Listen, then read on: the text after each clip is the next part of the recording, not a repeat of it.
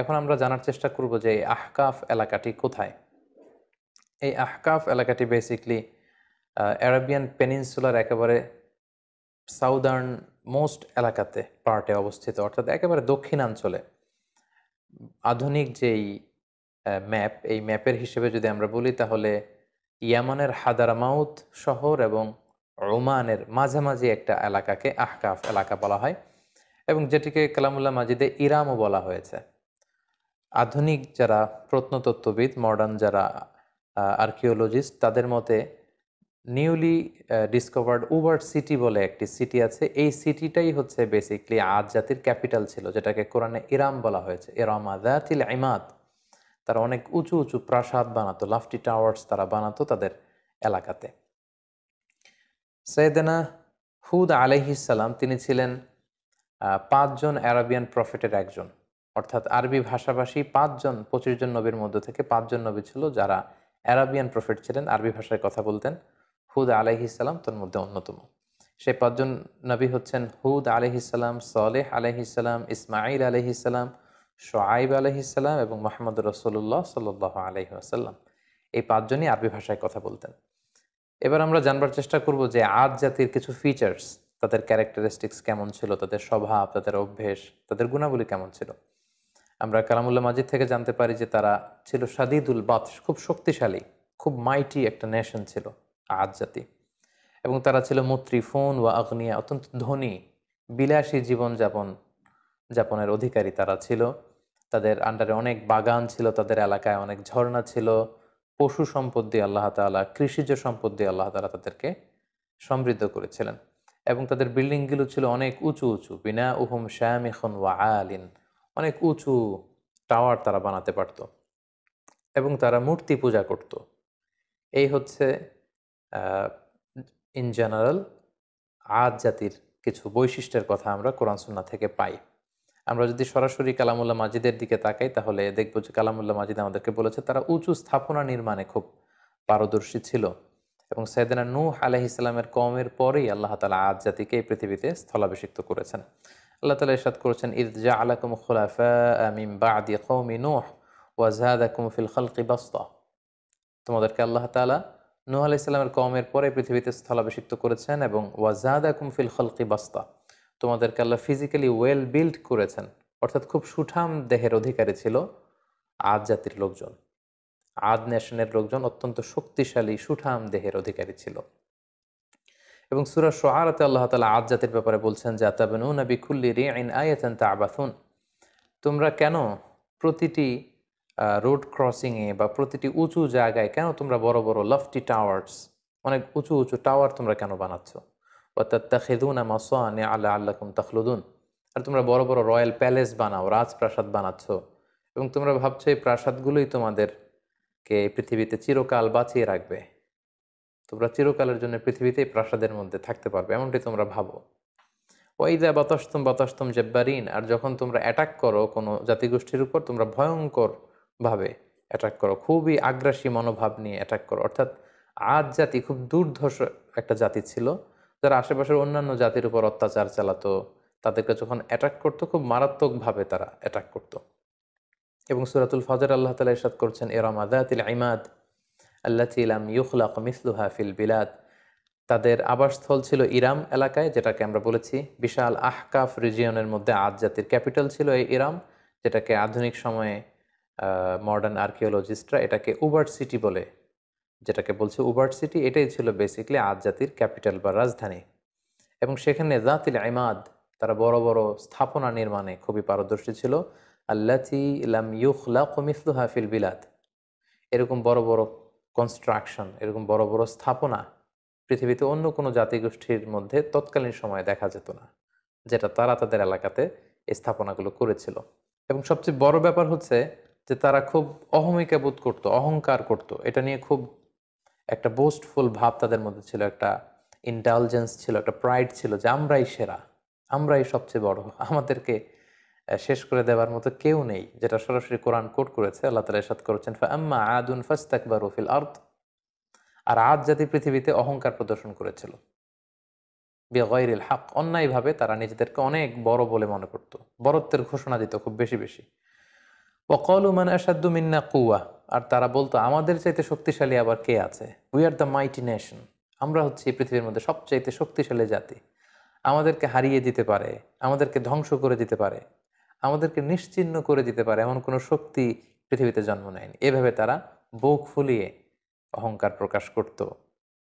আল্লাহ তাআলা বলছেন, আওয়ালাম ইয়ারাউ আন্নাল্লাহ আল্লাযী খালাকাহুম হুয়া আশাদ্দু মিনহুম কুওয়া, ওরা কি দেখে না যে আল্লাহ তাআলা তাদেরকে সৃষ্টি করেছে, তিনি তাদের চাইতে অনেক বেশি শক্তিশালী। ওয়া কানু বিআয়াতিনা ইয়াজহাদুন, কিন্তু তারা আমার নিদর্শন থেকে মুখ ফিরিয়ে নেয়, তারা অস্বীকার করে। তাহলে ওভারঅল আদ জাতির ব্যাপারে এই তথ্যগুলো আমরা কালামুল্লাহ মাজিদ থেকে পেয়ে থাকি।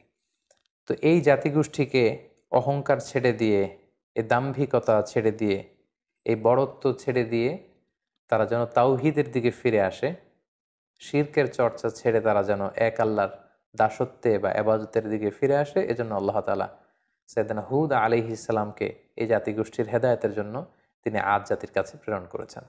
এবং সাইয়েদনা হুদ আলাইহিস সালাম ওনার সর্বোচ্চটুকুন দিয়ে পুরো জাতিগোষ্ঠীর মাঝে তাওহীদের দাওয়াতকে তিনি পৌঁছে দিয়েছেন। সূরাতুল আরাফে আল্লাহ তাআলা ইরশাদ করছেন, ওয়া ইলা আদিন আখাহুম হুদা, আমি আদ জাতির কাছে তাদেরই একজন ভাই, অর্থাৎ তাদেরই একজন লোক হুদকে নবী হিসেবে প্রেরণ করলাম। আমরা জানি যে কালামুল্লাহ মাজিদে প্রতিটি জাতিগোষ্ঠীর ক্ষেত্রে আমরা দেখেছি ভিনদেশী কোনো লোককে আল্লাহ তাআলা নবী হিসেবে অ্যাসাইন করেননি, কখনো করেননি।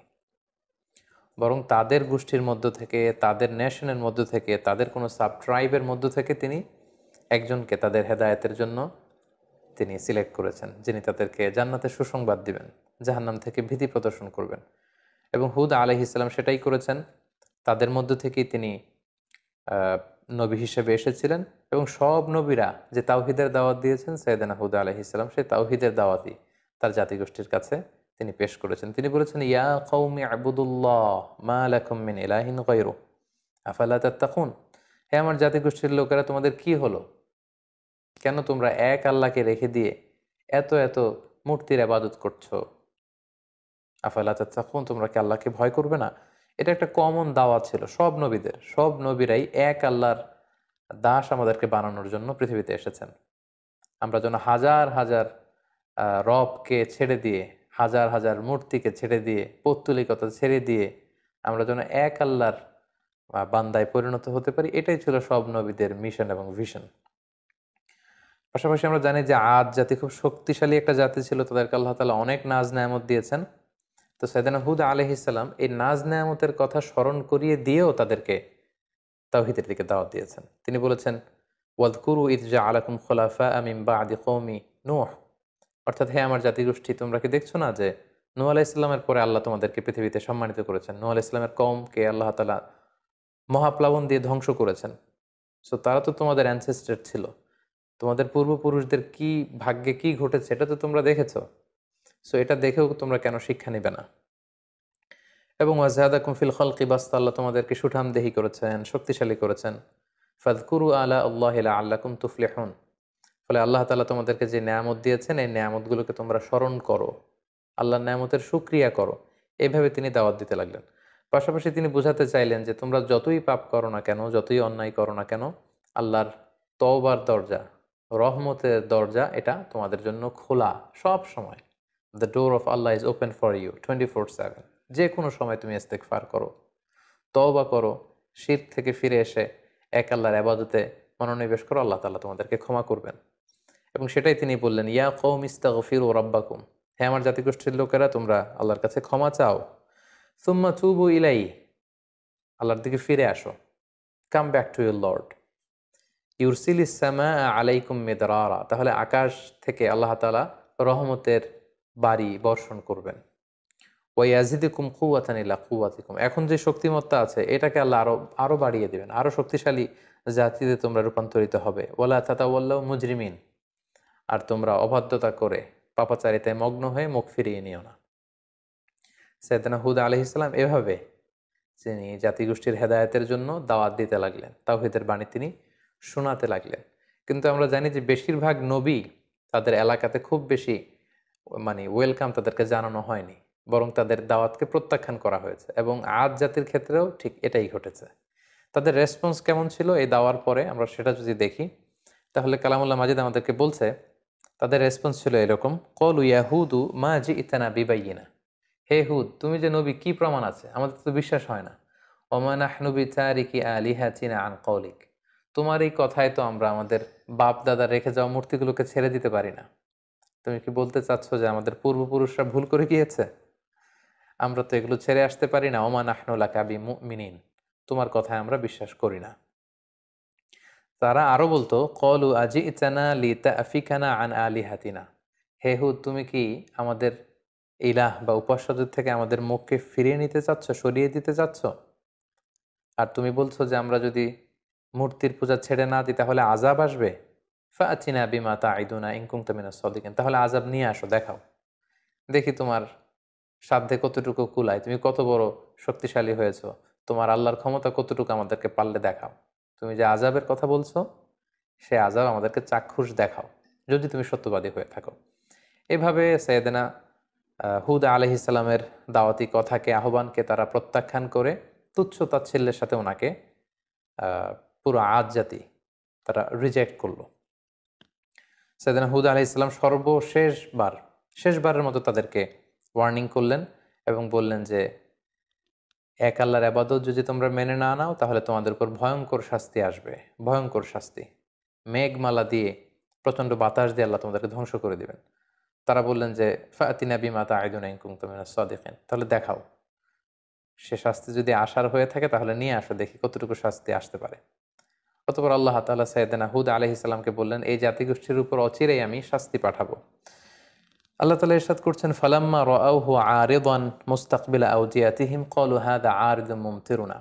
হঠাৎ দেখা গেল পুরো আদ জাতির ওই এরিয়াতে, দ্য এন্টায়ার ভ্যাসিনিটিতে চারদিকে শুধু মেঘ আর মেঘ, মেঘমালা, একেবারে ক্লাউডি একটা সিচুয়েশন। এবং এরকম মেঘমালা তারা কখনো জমা হতে দেখেনি তাদের আকাশে। এবং সেটা দেখে তারা তো মহা খুশি, কারণ এই মরু এলাকাতে যখন মেঘমালা আকাশে উড়ে বেড়ায় এবং সেগুলো যখন ঘনীভূত হয়, বৃষ্টি হয়, এটা তাদের জন্য kind of mercy and blessings, এটা রহমত। কারণ এতে করে তাদের জমিন উর্বর হবে, এতে করে তাদের পশুগুলোর ওট, তারপর মেষ, ভেড়া, এগুলোর খাবারের যোগান হবে, গাছপালাগুলো সবুজ তৃণলতায় ভরপুর হয়ে যাবে পুরো এলাকা। তারা এই মেঘমালা দেখে মহা খুশি। তারা এই মেঘমেলা দেখে সবাই আনন্দ উৎসবের জন্য ঘর থেকে বের হয়ে আসলো এবং তারা বললো, হ্যাঁ আর মোমথেরুনা, এটা তো চমৎকার মেঘমালা, এই মেঘ থেকে বৃষ্টি হবে আর রহমের বৃষ্টিতে ভিজবে জমিন, আমাদের পুরো জমিন উর্বর হয়ে উঠবে। আল্লাহ তাআলা বললেন, বাল হুয়া মাস্তা আজাল তুমবে, এটা রহমতের বৃষ্টি নয়, তোমরা যে আযাব চেয়েছিলে যে হে হুদ তুমি পারলে নিয়ে আসো, দেখাও, এটা সে আযাবের একটা নিশানা। আমি প্রচন্ড বাতাস দিয়ে তোমাদের ধ্বংস করব। রিহুন ফিহা আযাবুন আলিম, অচিরেই এমন বাতাস বইবে যাতে তোমাদের ধ্বংস রয়েছে। ঠিকই সাইয়েদনা হুদ আলাইহিস সালামের যে ওয়ার্নিং পুরো জাতিগোষ্ঠীর জন্য তিনি দিয়েছিলেন যে আল্লাহর ইবাদত যদি তোমরা না করো, মূর্তি পূজা যদি তোমরা না ছাড়ো, এই শিরকের অন্ধকার রাস্তা ছেড়ে তোমরা যদি আলোর পথে না আসো, প্রচণ্ড আযাব তোমাদেরকে পাকড়াও করবে। সে আযাব আল্লাহ তাআলা পাঠালেন।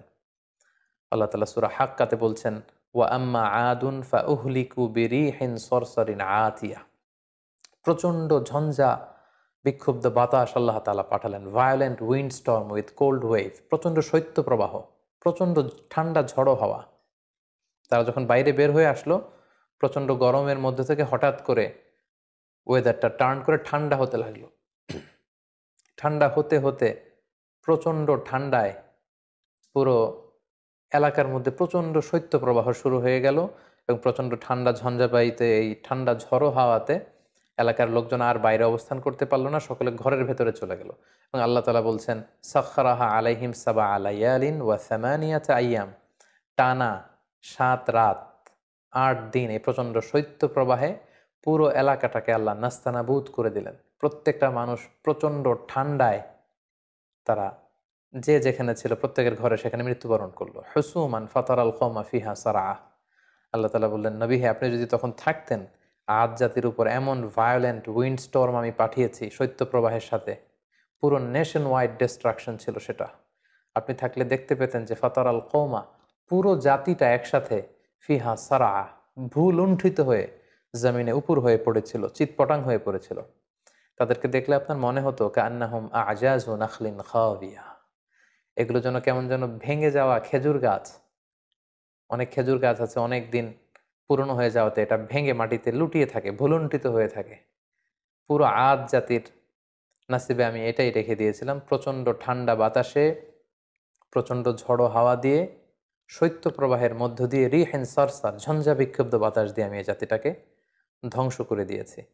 এবং আপনি দেখলে বুঝতে পারবেন না, পুরো এলাকাটার এমন ভয়ঙ্কর অবস্থা আমি আল্লাহ তাআলা করে দিয়েছি, আপনি দেখলে বুঝতেই পারবেন না যে এখানে এরকম মাইটি নেশন, এরকম শক্তিশালী একটা জাতি এখানে ছিল। এটা দেখে বোঝারই উপায় নেই।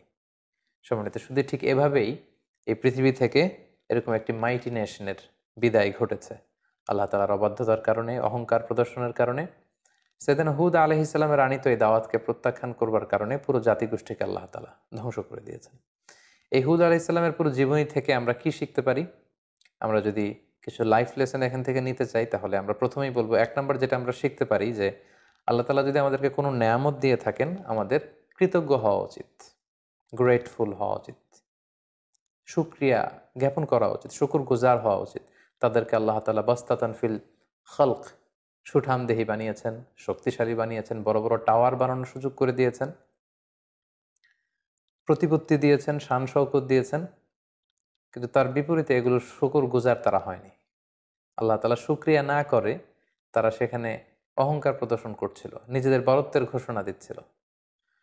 সো এই শিক্ষাটি আমরা নিতে পারি, আল্লাহর কোনো নেয়ামত পেলে যেন আমরা নেয়ামতের শুকরিয়া করি। আল্লাহ তাআলা বলছেন, লা ইন শাকারতুম লা আযীদান্নাকুম ওয়া লা ইন কাফারতুম ইন্না আযাবি লাশাদীদ। যদি তোমরা আমার নেয়ামতের শুকরিয়া করো, আমি আল্লাহ তাআলা এই নেয়ামতকে আরো বহুগুণ বাড়িয়ে দেব। আর যদি না শুকরি করো, তাহলে জেনে রাখো আমার শাস্তি বড় ভয়ঙ্কর। দুই নম্বর যে শিক্ষাটি আমরা পাই সেটা হচ্ছে আমাদের হিস্ট্রি থেকে শিক্ষা নেওয়া উচিত, অর্থাৎ ইতিহাস থেকে আমাদেরকে শিক্ষা নিতে হবে। একটা কথা বলা হয় এরকম যে ইতিহাসের সবচেয়ে বড় শিক্ষা হচ্ছে যে মানুষ ইতিহাস থেকে শিক্ষা নিতে চায় না। কারণ আমরা কালামুল্লাহ মাজিদের আয়াত থেকে আমরা জানতে পেরেছি, ইমিডিয়েটলি আফটার কওমে নূহ তারা পৃথিবীতে এসেছিল। আদ জাতিকে আল্লাহ তাআলা নূহ আলাইহিস সালামের কওমের পরেই মহাপ্লাবন দিয়ে যখন পুরো নূহ আলাইহিস সালামের মুশরিক কওমকে আল্লাহ ধ্বংস করেছেন, তারপরে আদ জাতি এসেছিল। সো তাদের হাতের নাগালেই ছিল সেই ঘটনা, কিভাবে বন্যা হয়ে পুরো পৃথিবীবাসী শেষ হয়ে গিয়েছিল আল্লাহ তাআলার অবাধ্যতার কারণে। সো এটা ভুলে যাওয়াটা তাদের জন্য বুদ্ধিমত্তার পরিচয় ছিল না, বরং সেখান থেকে তাদের শিক্ষা নেওয়া দরকার ছিল। সো এটাও আমরা এখান থেকে শিখলাম যে ইতিহাস যেন আমরা ভুলে না যাই, আমরা যেন ইতিহাস থেকে শিক্ষা নিতে পারি। তিন নাম্বার যে শিক্ষাটি আমরা এখান থেকে পেতে পারি সেটা হচ্ছে অহংকার এবং ঔদ্ধত্যের শেষ পরিণতি হচ্ছে ধ্বংস। আল্লাহ তাআলা তাদেরকে অনেক শক্তি দিয়েছেন, তারা অনেক শক্তিশালী একটি জাতি ছিল, মাইটি নেশন ছিল, কিন্তু তাদের অহংকার এবং ঔদ্ধত্যের কারণে কিন্তু আল্লাহ তাআলা ধ্বংস করে দিয়েছেন। কারণ অহংকারকারীদেরকে আল্লাহ তাআলা কখনোই পছন্দ করেন না। হাদিসে কুদসিতে, সুনান ইবনে মাজায় একটি হাদিস এসছে, হাদিসে কুদসি, সেখানে আল্লাহ তাআলা ইরশাদ করছেন, আল কিবরিয়া উ রিদাই, অহংকার হচ্ছে আমার চাদর, ওয়াল আযামাতু ইজহারি, আর বড়ত্ব হচ্ছে আমি আল্লাহর লুঙ্গি। ফামান নাযাআনি ওয়াহিদাম মিনহুমা আলকাইতুহু ফিন্নার ওয়ালা উবালি, যে আমার এই চাদর ধরে টান দেয়, অর্থাৎ যে অহংকার করতে চায়, যে নিজেকে নিজের বরত্বের ঘোষণা দিতে চায়, সে কেমন যেন আমার চাদর, আমার লুঙ্গি ধরে সে টান দিচ্ছে,